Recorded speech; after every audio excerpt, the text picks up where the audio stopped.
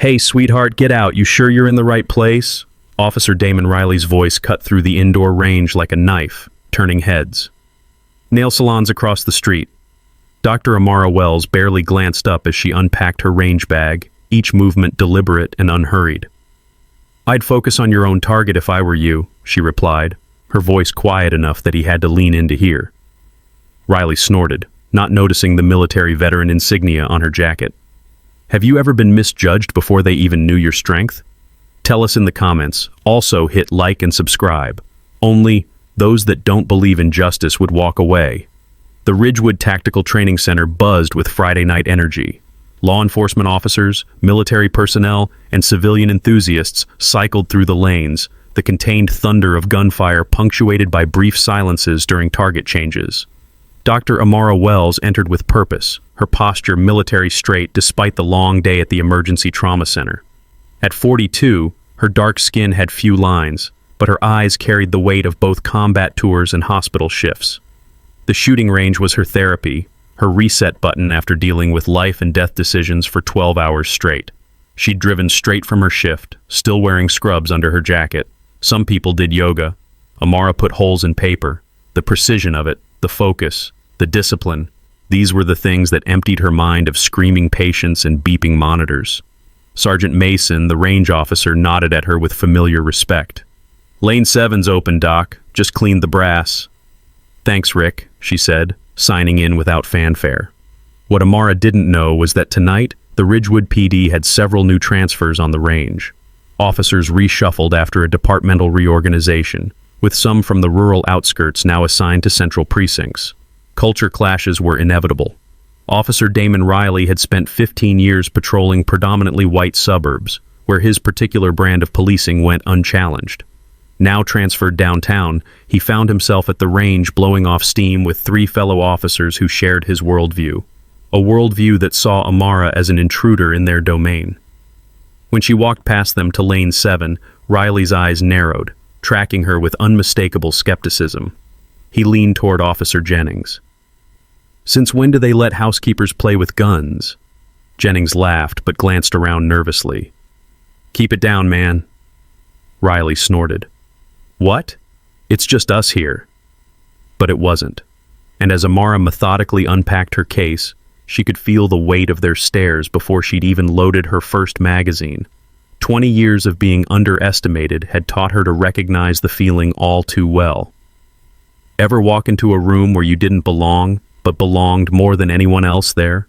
Drop your story below and hit like and subscribe if you've ever proved someone wrong without saying a word.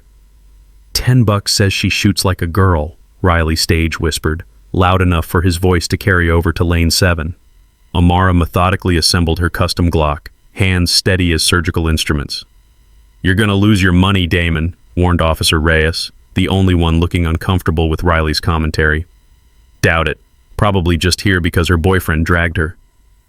Riley leaned against the divider, staring openly. Bet she closes her eyes when she pulls the trigger. Amara didn't acknowledge him. She simply loaded her magazine, each round seated with perfect precision, her focus absolute. The room felt electric. Someone was about to get burned. Would you confront someone disrespecting you publicly, or let your actions speak for you? Comment your approach below. Also, hit like and subscribe if you believe silence before victory hits different. Riley wasn't finished. He sauntered over to Lane 7, stopping just at the edge of Amara's peripheral vision, his reflection distorted in the polished surface of her gun case. That's a lot of firepower for a lady like you, he said, gesturing at her weapon. You sure you can handle it?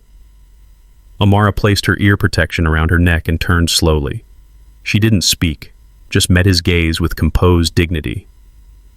I'm just saying, Riley continued, uncomfortable with her silence. These aren't toys. This is serious equipment. The range had quieted somehow, other shooters pausing between magazines. Officer Reyes watched with visible tension. Sergeant Mason had stepped away to assist a new arrival, unaware of the brewing confrontation. Ever fired one before? Riley pressed, his voice carrying that particular tone men use when they believe they're being helpful to someone clearly out of their depth. Amara finally spoke. Perhaps you should focus on your own lane, officer. Her calm response seemed to irritate him more than hostility would have. Riley's face flushed. "Just trying to prevent accidents," he said, loud enough for his buddies to hear. "Wouldn't want you breaking a nail or something worse." He reached toward her weapon as if to demonstrate proper technique. It was the line crossed. "Don't touch my firearm." Amara's voice dropped an octave, each word precisely spaced. It wasn't loud, but it carried the unmistakable cadence of command. Riley froze, his hand hovering in midair. 30 seconds of silence while I shoot." Her words weren't a request. "Then you can tell me what I'm doing wrong." She turned back to her lane, effectively dismissing him. "This should be good," Riley snorted, retreating to his friends. "Watch this disaster." Amara slipped on her ear protection, squared her shoulders, and stepped up to the line. She breathed in once, deeply, the way she'd learned in Fallujah when everything depended on the next few seconds. The entire range seemed to hold its breath with her. Even those who hadn't heard the exchange could feel the tension crackling through the air. If someone doubted your abilities right to your face, would you get angry or get focused? Comment below if you've ever had to prove yourself when the pressure was on.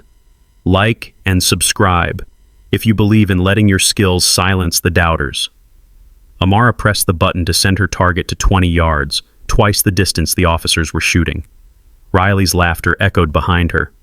"Better start at 10 feet, honey," he called out. Someone shushed him ineffectively. Amara didn't respond. She raised her weapon in a perfect Weaver stance, her grip unwavering. She fired. The first shot punched through the target's center mass. Then another, and another. Riley's laughter faded as 5 shots formed a tight grouping dead center. Amara methodically ejected the magazine, loaded another, and adjusted her stance. "Lucky shots," Riley muttered, but uncertainty had crept into his voice. Amara activated the controls again. The target moved to 30 yards, maximum distance for the indoor range. "No way she keeps that grouping," Riley said, though now he was watching with narrowed eyes. Amara aligned her sights, exhaled halfway. 5 more shots in rapid succession. The target returned. 10 holes, all within a 3-inch circle. Combat accuracy that spoke of thousands of hours of practice. Sergeant Mason had returned, standing silently at the back of the range. Other shooters had stopped to watch, their own practice forgotten. Riley's face had drained of color. "Who the hell are you?" he demanded. Amara removed her ear protection and turned to face him directly. "Dr. Amara Wells, former captain, Army Medical Corps, 3 tours, 2 in active combat zones." She paused, letting the silence gather weight. "And I've been shooting since I was 12. Riley's mouth opened, then closed. For once, he had nothing to say. "Have you ever been completely underestimated, only to show exactly who you are when it counts? Share your story in the comments. Hit like and subscribe if you believe in letting your actions speak louder than words." The range had gone completely silent. Every officer present was watching the confrontation unfold. Sergeant Mason stepped forward, his expression unreadable. "Dr. Wells holds the range record here, Riley. Outshot our SWAT team leader last summer." Riley shifted his weight, suddenly aware of how many witnesses surrounded them. "If you'd bothered to look," Mason continued, "instead of running your mouth, you might have noticed her name on the wall of excellence by the entrance." Amara calmly began breaking down her weapon for cleaning, her movements practiced and efficient. She hadn't raised her voice once, hadn't shown anger, just lethal competence. "I didn't," Riley began, but Mason cut him off. "ID and badge number, officer, now." Riley's hand moved automatically to his pocket. "Sergeant, I was just what? Harassing a respected member of this community? A trauma surgeon who saved the lives of at least 3 officers from our department? Is that what you were just doing?" The dynamics had shifted completely. Now Riley was the outsider, standing alone as his fellow officers distanced themselves, physically and otherwise. Officer Reyes stepped forward. "Dr. Wells, I apologize for not stepping in sooner." Amara nodded once, accepting but not absolving. Mason turned to Riley. "This isn't who we are. This isn't what we stand for. You're here on a trial transfer, Officer Riley. Consider that trial in serious jeopardy." Riley stared at the ground, his earlier bravado evaporated like morning dew under a hard sun. When tables turn and the bully becomes the outsider, do you feel satisfaction or pity? Comment your honest reaction below. Like and subscribe if you've witnessed karma delivered in real time.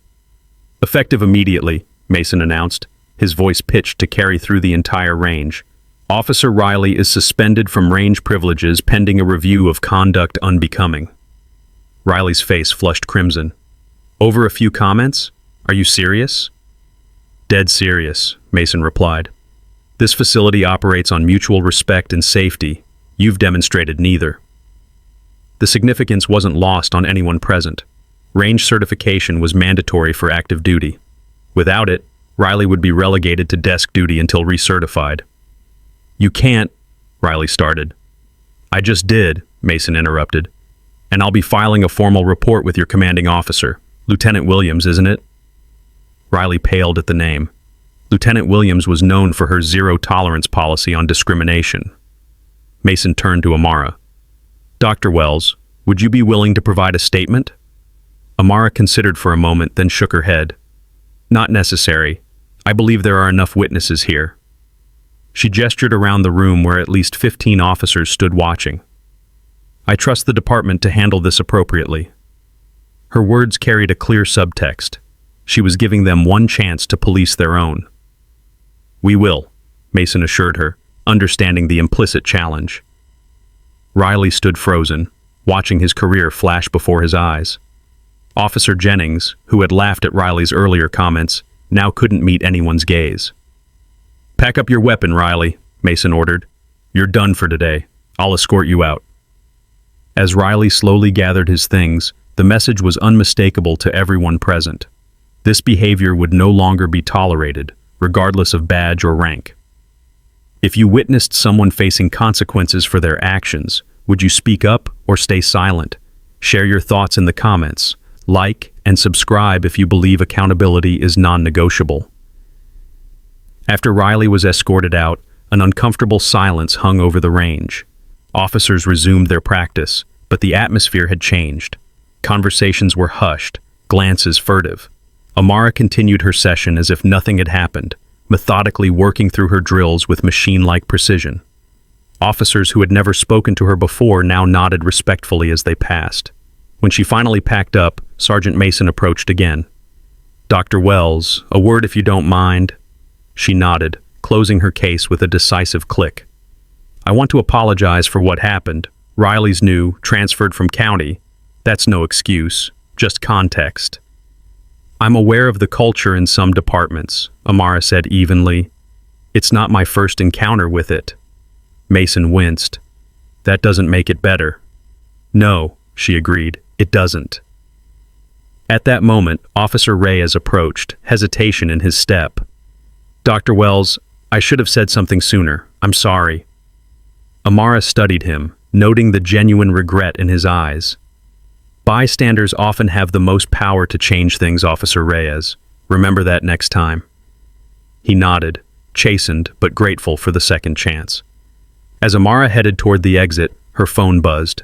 A text from the hospital. Multiple trauma victims incoming from a highway pileup. She was needed. I have to go, she told Mason.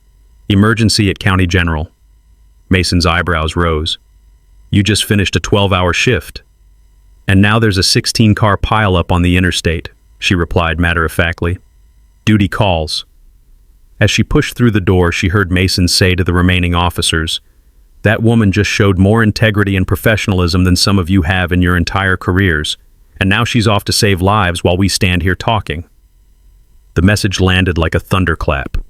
Outside, Amara was surprised to find Officer Jennings waiting by her car. I laughed, he admitted without preamble, at what Riley said. I laughed, and I'm ashamed of that now. Amara set her range bag down. Why are you telling me this? Because I need you to know not all of us think like that. And because... He hesitated. My sister was in a car accident last year. The surgeon who saved her life was a black woman. Could have been you for all I know. Could have been, Amara agreed. That's the thing about prejudice, Officer Jennings. You never know who you might need someday. Her phone buzzed again. The hospital was getting impatient. I have to go, she said, unlocking her car. Of course. Jennings stepped back. Dr. Wells? For what it's worth, that was the most impressive shooting I've ever seen. A small smile touched Amara's lips. Imagine what I can do with a scalpel. As she drove away, Amara knew the story would spread through the department like wildfire. The black female doctor who outshot their best, the woman who stood her ground without raising her voice, the professional who showed them all what true discipline looked like. And somewhere in that story, maybe a few minds would begin to change. Not all at once, not completely, but change begins with moments like these. Moments when someone refuses to be diminished, refuses to be anything less than exactly who they are. Have you ever changed someone's perception of you through pure skill and dignity? Tell us your story in the comments. Like and subscribe if you believe that actions change minds more effectively than arguments ever could. 2 days later, Amara's phone rang. Lieutenant Sarah Williams, Integrity Division. Dr. Wells, we've reviewed the incident at Ridgewood Range. Officer Riley's conduct was completely unacceptable. Amara sat in her office at the hospital, surgical scrubs still on after a complicated procedure.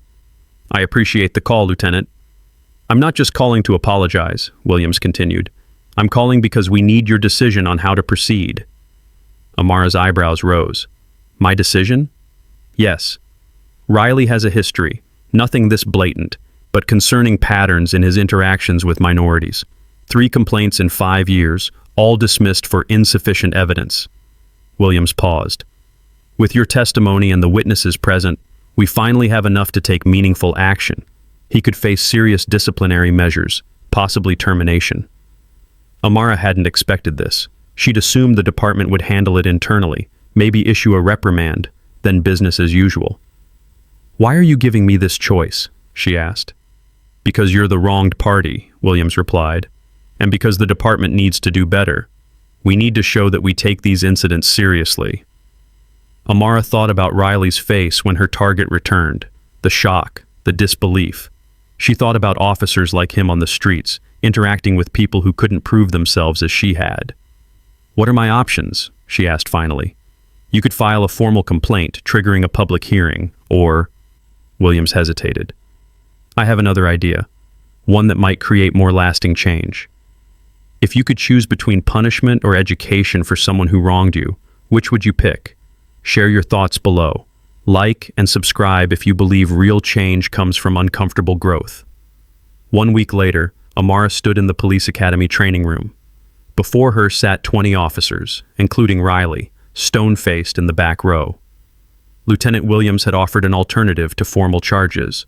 Amara would lead a special training session on unconscious bias for Riley and other officers with similar concerns in their files. Attendance mandatory, successful completion required for continued field duty. I'm Dr. Amara Wells, she began, her voice carrying to every corner without strain. Former captain, Army Medical Corps, now a trauma surgeon at County General. She let her gaze move across the room, briefly meeting Riley's eyes before continuing. In the ER, we don't have the luxury of assumptions. A patient comes in, we treat them based on their actual condition, not what we think their condition might be based on how they look. She clicked to her first slide, statistics on racial disparities in policing. When assumptions replace observations, people die. Sometimes civilians, sometimes officers. For the next hour, Amara presented data, studies, and personal experiences, both from her military service and her medical career. She spoke without accusation, without rage, delivering facts with the same precision she showed at the range. The point isn't to make you feel guilty, she told them. The point is to make you aware. Awareness is the first step toward change. Throughout the session, Riley sat rigid, his expression unreadable. When Amara opened the floor for questions, the room remained silent. All right, she said. Final exercise. She distributed sealed envelopes to each officer. Inside each envelope is a description of a scenario you might encounter on duty. I want you to write down your immediate response, your gut reaction, to this situation. The officers opened their envelopes. Riley stared at his paper, jaw tightening. Now, Amara continued after they'd written their answers, open the second page. Rustling filled the room as papers turned. On the second page was additional context for each scenario. Context that completely changed the nature of what had seemed suspicious or threatening. How many of you would change your response now? Amara asked. Slowly, hands raised across the room. Even Riley's, though barely above his shoulder. This is the gap between reaction and reality, Amara said quietly. This gap is where tragedies happen. She collected the papers, pausing at Riley's desk. Excellence isn't about never making mistakes, Officer Riley. It's about having the courage to correct them. For the first time since entering the room, Riley met her gaze directly. Something had shifted behind his eyes. Not a transformation, but perhaps the beginning of one. Can education change deeply held beliefs, or do some people never truly evolve? Share your perspective in the comments. Like and subscribe if you believe in giving people the chance to grow, even when they don't deserve it. 3 months later, Amara pulled into Ridgewood Range for her weekly practice. As she signed in, Sergeant Mason greeted her with unusual enthusiasm. Dr. Wells, perfect timing. We're just about to start qualification rounds for the downtown precinct. She followed his gaze to the main range floor where officers were lining up, including Riley. He looked different somehow, more subdued, less swagger in his stance. How's he doing? She asked quietly. Mason understood immediately. Changed man, or trying to be. After your session, he requested additional training, voluntarily. Amara raised an eyebrow, genuinely surprised. Asked to be partnered with Officer Reyes too, Mason continued. Been riding in the predominantly black East Side neighborhoods, learning, listening. As they watched, Lieutenant Williams entered, clipboard in hand. Riley straightened, clearly nervous. This is his second attempt at requalification, Mason explained. Didn't make the cut last month. If he fails today, he's permanently desk-bound. Amara observed as Riley prepared, his movements stiff with pressure. When he raised his weapon, his grip was all wrong, too tight, compensating for nerves. Without thinking, she walked over. Officer Riley. He turned, surprise flickering across his face. Dr. Wells. You're strangling your grip, she said matter-of-factly. Breathe, reset, try again. Riley stared at her, confusion evident.